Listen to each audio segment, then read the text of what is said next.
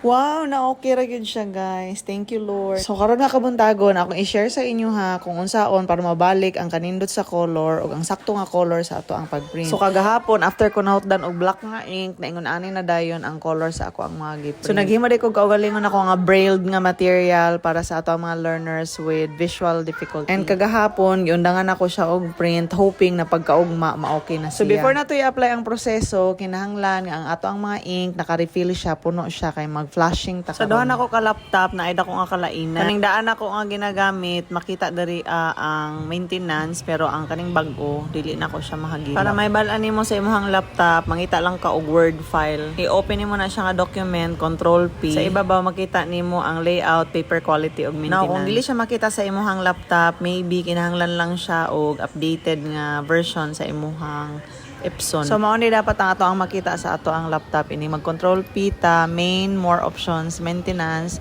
na nozzle check, head cleaning, print head og power ink flashing. I-click nato ng power ink flashing, unya pasagda nato ang ato ang printer nga mag flashing. As long as nagtingog-tingog pa siya, unya nagsiga-siga pa ang printer nimo, nagblink-blink pasabot wala pa na siya. Pasensya na mo guys, kurog kaayo ang ako ang trabaho. Unya grabe siya kaayo ako sa graduation mo nang murag kidlap-kidlap. So balik ko na ako, kinahanglan ka maato sa printer properties para makita nimo ang maintenance before nimo ma-click ang power ink flashing. So after nato naka-ink flashing, mga pila sa minuto ang nilabay, ready na og ato siyang i-try kung ma-okay na ba. Sa ato ang pag-print, naapoy duha ka option. Ang sa ako ang printer, makita na ko diri nga naka-on ang borderless, pwede po siya i-off. Pag naka-off ang ako ang borderless, pwede na ko siya magamit plain papers, whereas kung naka-on gali siya, duha lang ang option, either glossy nga paper or matte paper. Kung imong i-on ang borderless printing, wala na napog ka og nag-print with high quality. Pag naka-off ang borderless printing, na siya puti-puti sa mga kilid, unya dili kaayo nice ang colors as a result. Pero dali ra kay siya maka-print. Whereas kung naka-on ang borderless printing, maghulat pa ka kung kano sa siya mahuman kay iya mang i-high. So okay, wala naman nagtingog-tingog ang atong printer, ato nang testingan og print ang ato ang gihimo. So ato lang ka sa Control P, pangitaon nimo ang Epson nga imong gigamit og imo ding i-click ang print. While magpaabot ta nga mogawas ang result, ako sang balikan o pakita sa inyo hang ato ang mga giprint kagahapon. So mo ni siya ang letter I,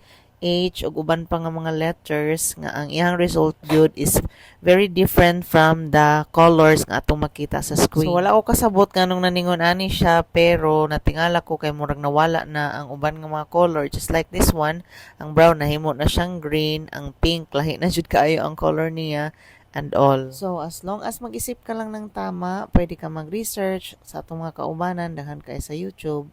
Ug salamat sa akong nakitaan nga ink flashing, okay na ang result sa ato ang pag-print. Thank you so much guys for watching.